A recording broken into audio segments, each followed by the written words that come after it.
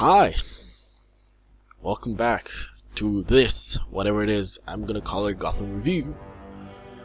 I wanted to make this video because last time what I did in the other video apparently worked and people liked it and they agreed with me. So I just thought maybe I'd share my opinions on the finale of season 1 of Gotham. A lot of people don't like the show, but also there's a small portion that actually watch it and like it, so I myself like it a lot. I'm going to be covering points about this show overall and the episode itself, and to see where it's going to go in season 2. When I watch the show, I don't watch the show as a casual viewer or a comic book nerd, those types of nitpicking type of things. I watch it as I understand what's happening and why it's happening and why they're doing what they're doing.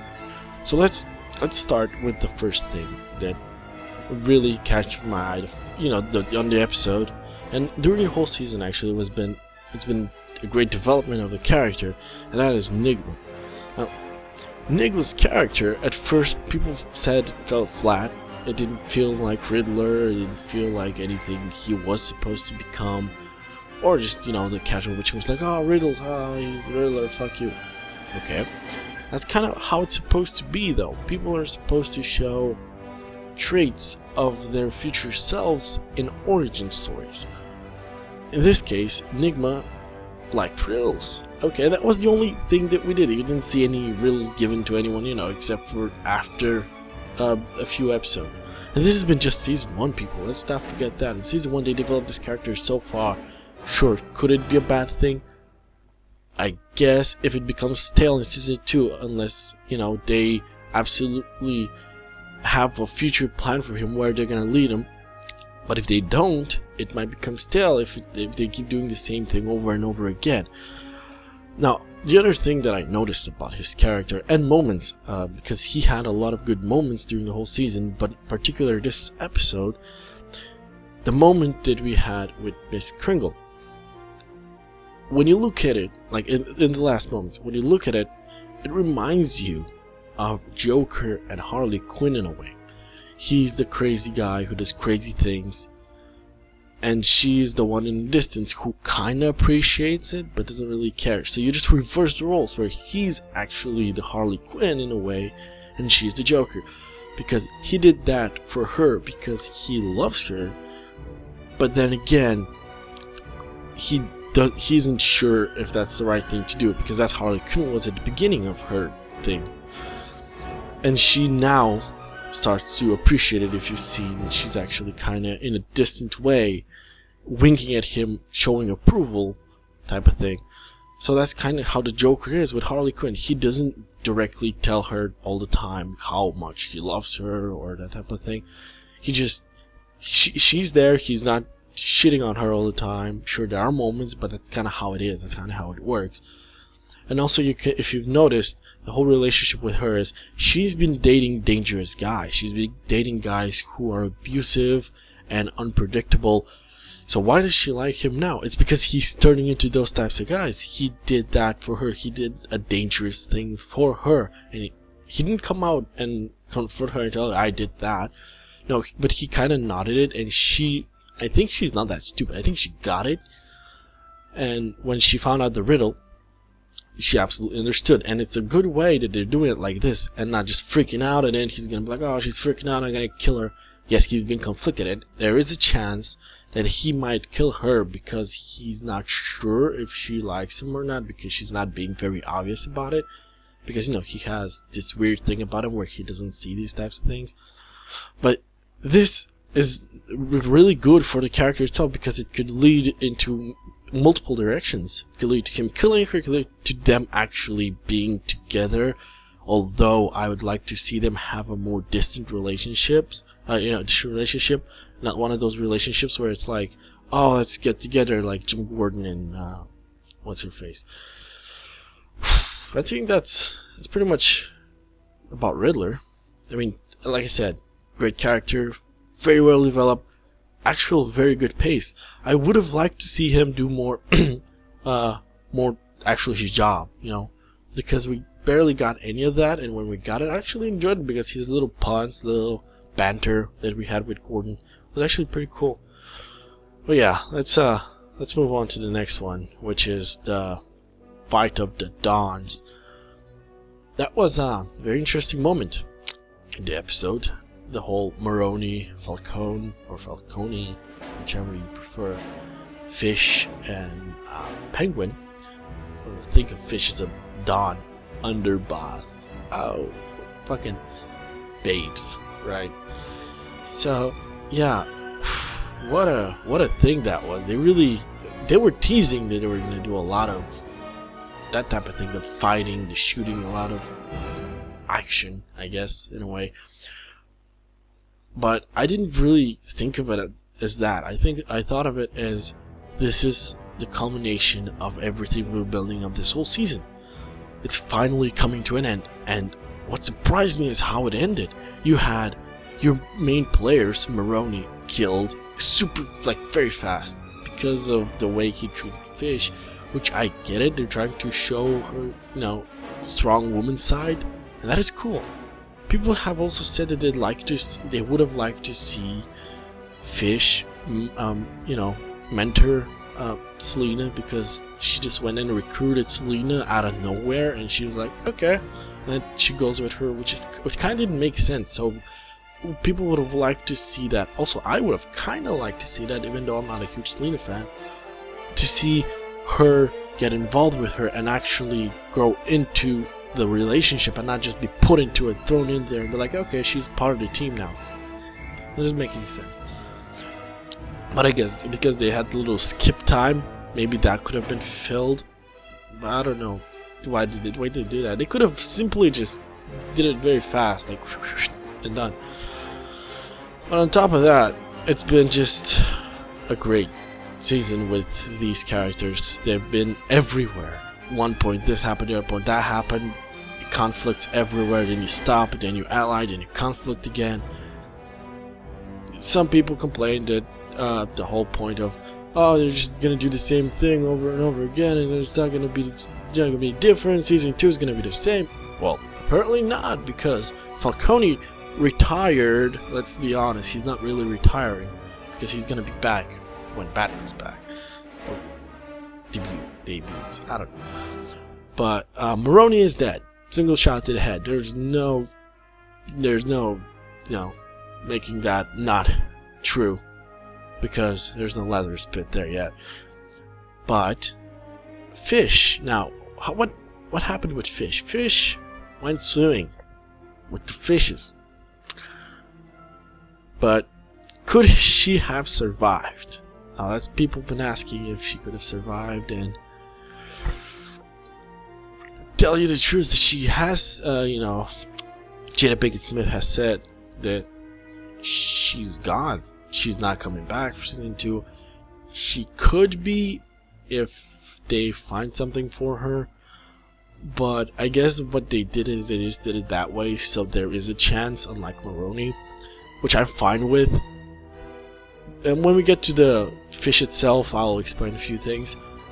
And then we go to Penguin, who's now the king of Gotham, or what he thinks is the king of Gotham, because there's not really much you can rule now, because you yourself don't really have anything to rule over, because there's not really enemies there who are to oppose you to make you stronger. That's how it goes. Now you have nobody there. What I feel like is going to happen in season 2 is Penguin's going to start facing these smaller factions. They're going to start to oppose and be like, you're nobody, Penguin, you're no Falcone, you're no Maroni, or something like that. You're just a small-time fish. And that's what's going to happen. He's going to start fighting these little things, trying to develop his own territory, I guess, and get people to work with him, around him. Because if you've seen in the comics, he does have a gang, although most of the time they still think less of him, as if he's nobody. But then he proves them wrong, and then it happens again, and it's just a circle there. What I feel like needs to happen in season 2 is we get the Ice Lounge, the place where Penguin's main base of operation is. That would have been, actual Ice Lounge, get the whole thing together, not just have a club, and actually have it be like that. Feel it as if its own territory, As if that's the center of the whole territory that Penguin's controlling. Not just have him be in a random place, or the next week is in another place, or feels like another boss. He needs to feel like the main guy right now, because there's absolutely nobody else in the game. And that's pretty much how it needs to go in Season 2 if you want to keep it interesting, because there's really nobody he can fight against who's on the same level or higher than him, because that's the guys that he's been facing this whole season, which kept it interesting. But yeah, that's Penguin, that's Maroni, that's Falcone, it's all of it.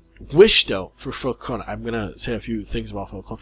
I wish, kinda, that they could have shown more of him during the season, but I guess in a way it's understandable because they were playing with a lot of characters anyways.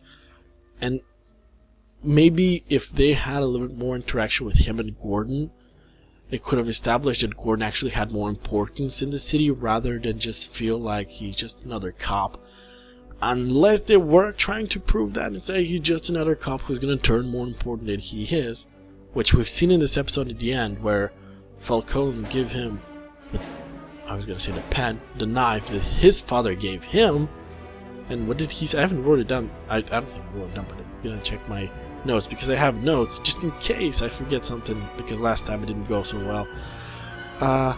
What did he say? Yeah, he said an honest man had a knife. Like, that is kind of true, and some people might miss that when they're watching, and I've encountered people who don't understand that, except for just the top players. Like, oh yeah, his father was an honest man and he had a knife. Okay, that's it. No, it's not just it. That means you might, even though you're a good cop, you're a good guy, you do this only for the good. That doesn't mean that you don't have to have something in the back of your mind, like a knife, for example.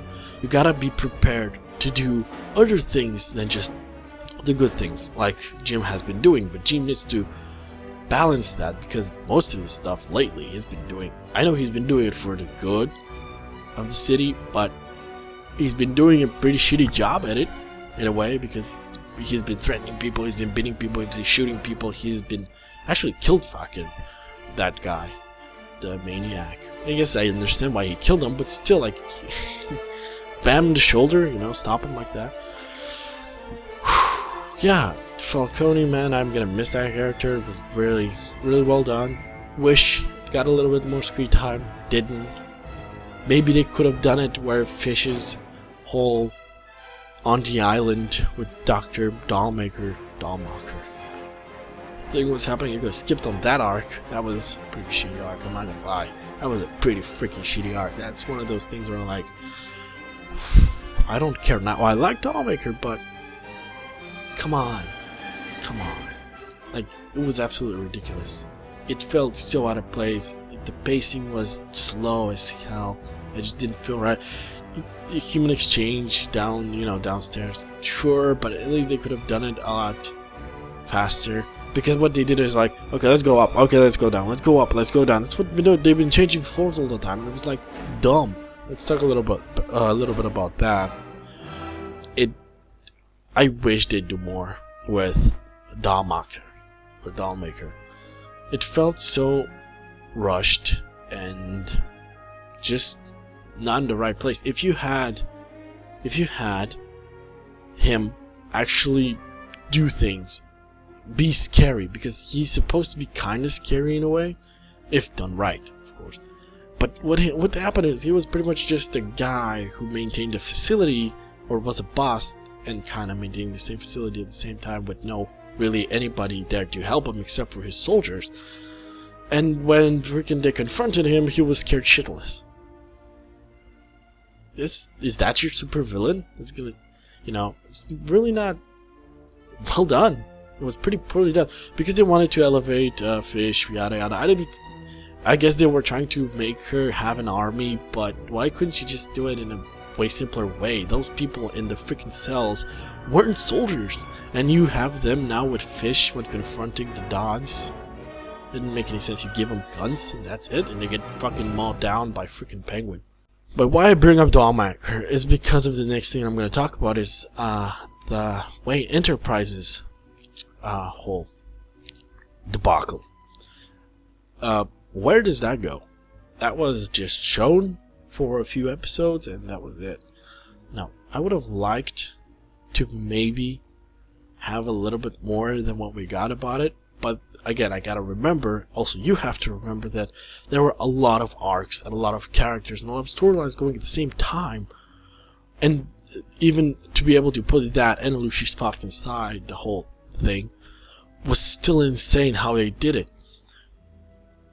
The Wayne Enterprises are somewhat corrupted and evil. Somewhat I say because I'm pretty sure guys like Lucius Fox aren't complete shitbags. And what I feel like their involvement is they could be doing human trafficking in a way with Dollmaker himself, because if you remember Thomas Wayne, he was a doctor. What Dollmaker does is pretty much doctor stuff, but black market type of thing. So maybe his father, Bruce's father, was actually involved in that unwillingly, because they made him feel like you're gonna do that or you're gonna get killed or whatever. Which pretty much what's gonna happen is that you either do that or you die, and we're gonna get your son to do it. And it's fine, but I feel like maybe there's a chance they might be doing a whole weapons thing, because they could be supplying, because if you remember, Wayne Tech is also kind of military in a way, so they could do that and actually supply the mobs. And now that the mobs are gone, they're gonna be, the Wayne Enterprises whole thing is gonna be kinda against Jim Gordon, because he kinda took him down, and they're gonna have pretty much the Court of Owls type of thing, but spin it around a little bit with Jim Gordon this time. I really wanted to talk about Butch. Now Butch, what the frick is happening with Butch? Now that's really a thing that we want to talk about. I was gonna talk about it at the beginning, but I felt out of place. Why do you start with somebody as low as Butch? What the hell? What the hell's gonna happen with Butch now? Butch had a chance to either kill a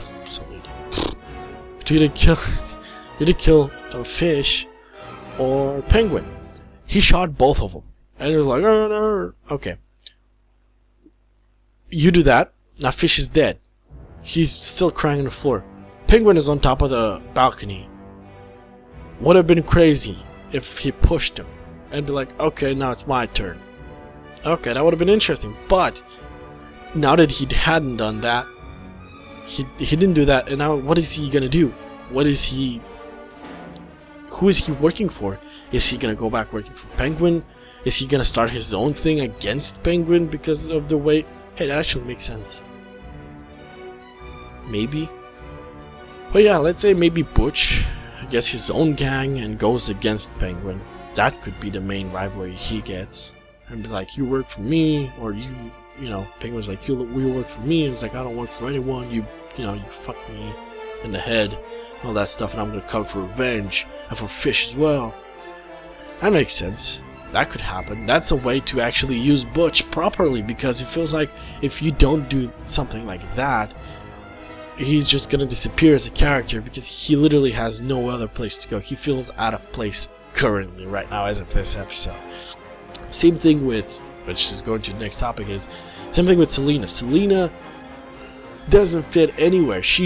If in the comic, I know I'm bringing back the comics, it's like, this is not the same thing, and I know it's not the same thing. I myself am saying this is a Gotham show, this is not a Batman show, but that doesn't mean that these characters cannot evolve into those characters, because this is what it's supposed to be. It's supposed to be an origin of the characters of Gotham, not because it's not just, oh, it's an origin of Gordon, it's an origin of Bruce. No, it's an origin of all these characters. They all need to be done properly, and they have to look as if they were going to evolve into the characters we know today. So I feel like they need to do is either lower her appearance rate, she doesn't have to appear as much, or actually make her feel as if she's gonna become Catwoman, because at this point she's killed a man, doing the stealing, and that makes sense, but still, you're doing so much more with Bruce Wayne. And tell me later that you're not gonna know that Bruce Wayne is Batman after knowing what he did and everything he knows. That doesn't make any sense. So I feel like they need to separate them a little bit more, and if you're gonna bring her back like more often for season 2, have a compelling story. Don't have her be with Ivy or something that doesn't feel like it fits the character that is going to be Catwoman. Same thing with Ivy. Whatever Ivy would just, I don't even want to talk about that. That was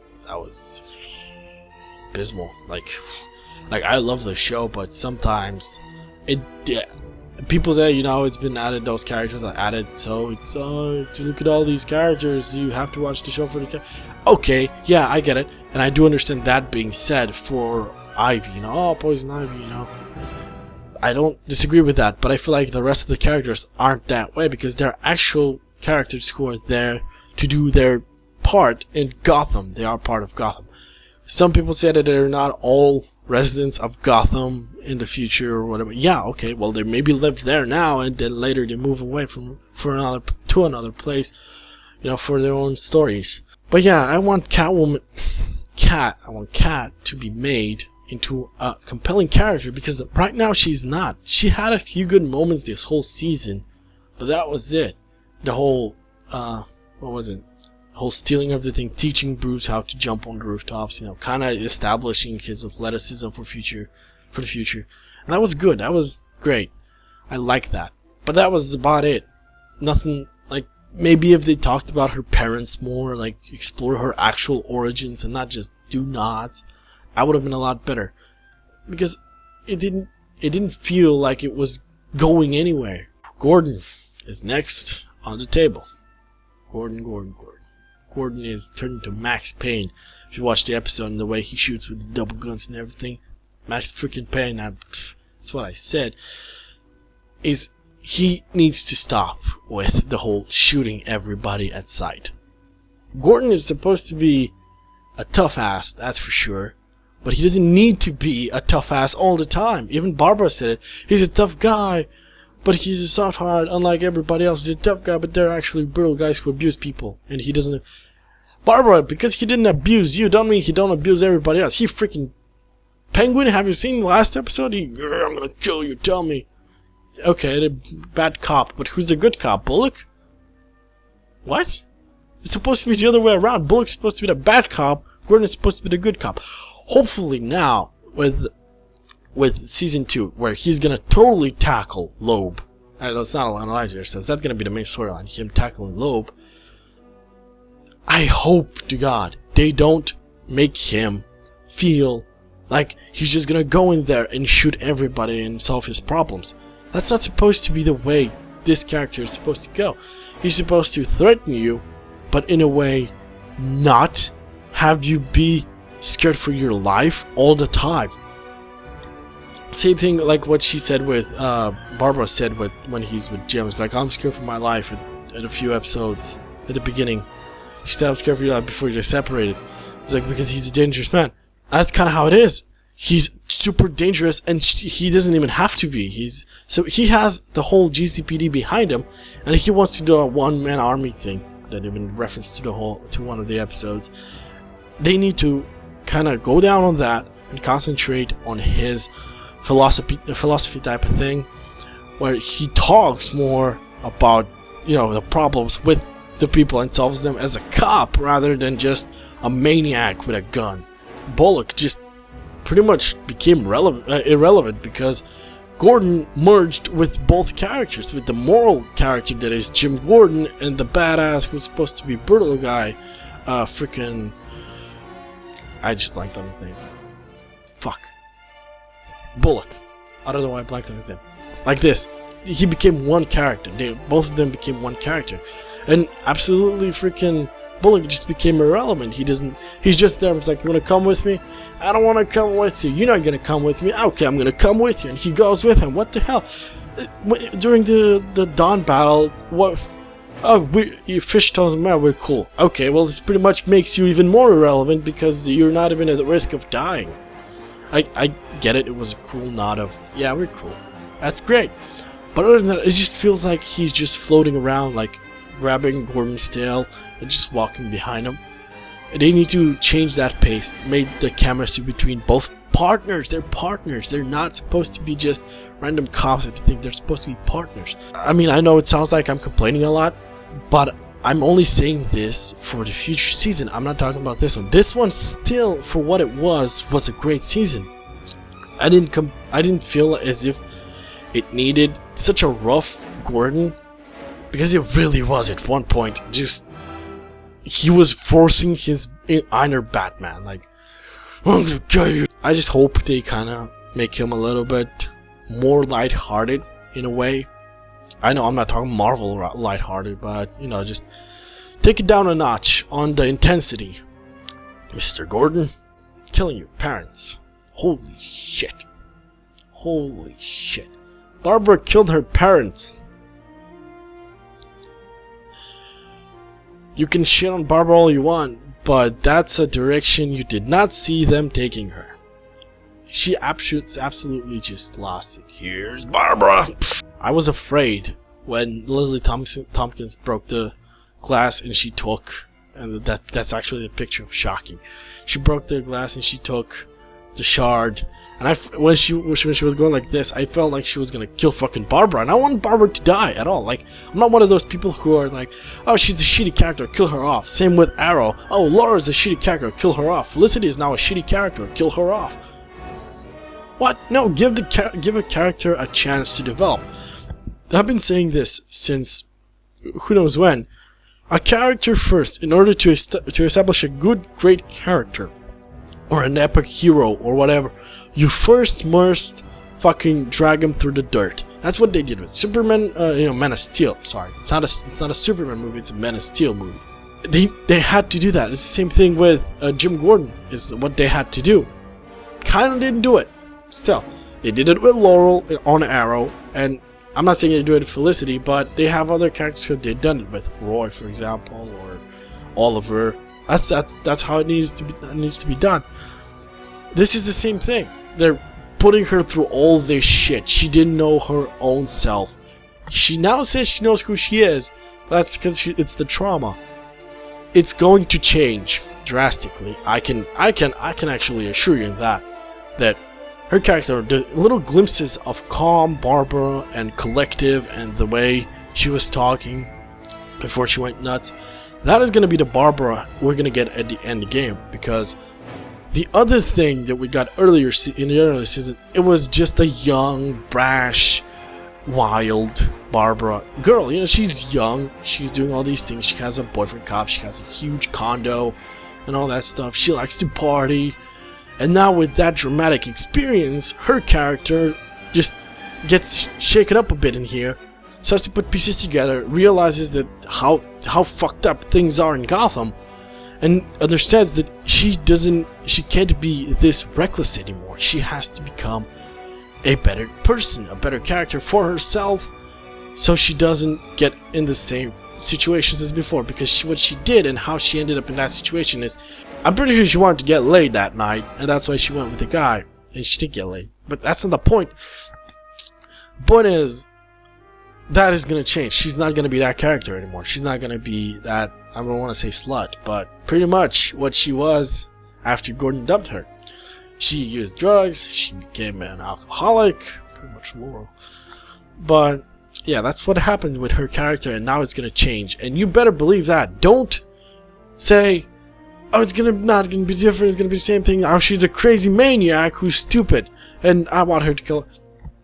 Don't wish the character to be killed off. Once a character is killed off, they can't change it, and they can't really... Okay, I'm not talking about Arrow, I'm talking about this. Once it's killed, you can't change that, and then you're gonna start missing the character. It's the same thing with... Which was that? Tommy. People complained about Tommy all the time, and Tommy got killed in a good way. It was like, oh no, I miss Tommy. It's the same thing. What if they killed Barbara the same way? And like, oh, I actually liked Barbara now in the end. Oh, now you like her. Now she's dead. What are you gonna do about it? What I really hate about that is people really shit on those types of characters who are still developing. It's called character development. I keep saying that to everybody. It's character development. Give it time. If it doesn't look right now, that means it's gonna look better later. Oh, it's fucking annoying that I'm not gonna turn this into a rant. I'm gonna keep it calm. I'm gonna keep it, leveled, and I'm gonna continue on with the last thing which I wanted to talk about, was Bruce finding the Bat-Man cave. Yeah, man, that man cave. Thomas, what are you doing? I feel this reminds me kind of in a way if in Earth 2, if you haven't read comics, in Earth 2. Thomas Wayne is Batman, and the person that gets killed in the alleyway is actually Bruce Wayne, and his father becomes Batman and his mother becomes the Joker. It's complicated, and I feel like this is the type of thing where if Bruce survived in Earth 2 and the mother died, this is the protected Bruce finding his father's secret identity in a bat cave. It's like, oh, my dad is Batman, and Batman appears behind him. I hope they don't do a lot of jokes about it. I mean, not a lot of jokes, some jokes, but not a lot of jokes. And I'd like to see, because you gotta remember, Bruce Wayne right now is a little kid who's adventurous and he likes to explore. That's pretty much what happened when he went to the forest and got his ankle sprained, and then freaking they slept with Alfred in the freaking woods.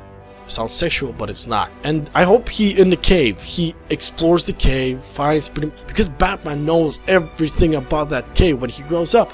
So what if when he was a kid he explored everything, and then that's how he built the cave, knowing everything where it goes.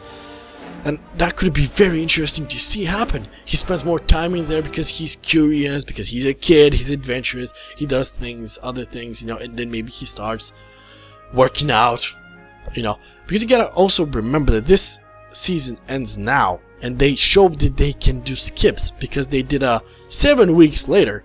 What if season 2, at the beginning is like showing them explore the thing, and then they do a whole 7 months later, because pretty much the season 2 is gonna be like 7 months from now or something. I don't know, but they could do that because David Mazouz is gonna grow up. He's gonna become older in these 7 months. He's gonna appearance probably is gonna change a little bit. And they can do that, and it's be very interesting because you're actually seeing Bruce Wayne grow up. You're spending a lot more time down here, Mr. Wayne. That would be cool to see. Again, if done right, don't make it seem as if, oh, now I'm baby Batman, I'm gonna be in the goddamn cave all the time, and when I'm needed, I'm gonna go out and save the city. I don't want to see that.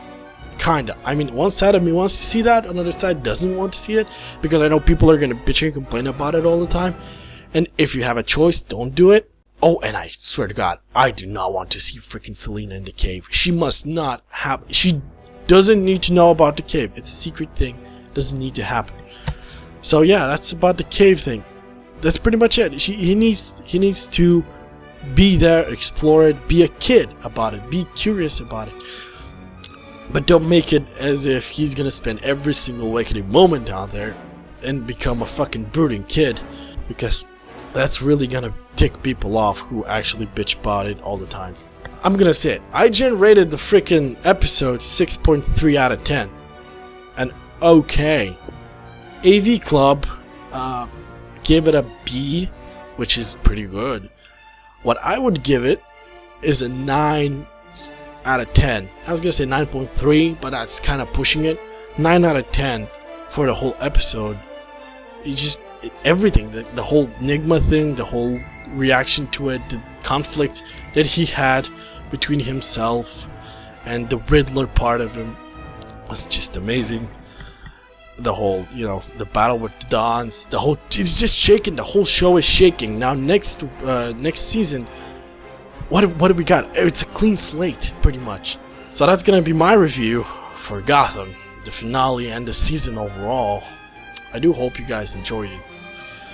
I'm again, like I said in the previous video, I might do more videos of these. I'm not sure. I'm gonna do them whenever I feel like it, because I tried to do this before, live reaction type of thing, have the video play and me talking, but with my shitty setup it's kinda hard. So, and I also don't want to get a fucking strike or a notice on the thing, so and that's a risk I'm not willing to take yet. But maybe in the future, if I decide to take this seriously and do it more often, because I'm still gonna do video games, but I really enjoy doing video games because I play them. I'm gonna maybe do this. I'm gonna see if I'm gonna do Flash and Arrow. Maybe a few people actually like this review. I know it's a lot longer than you'd like it to be. I'll see maybe if I can cut it down 2 points more often, in the future, if I'm gonna do that. Maybe keep it shorter. But I like to talk a lot about these things. I like to go in depth. So if you're looking for an in-depth review about a certain thing that I'm talking about, I guess I'm the guy.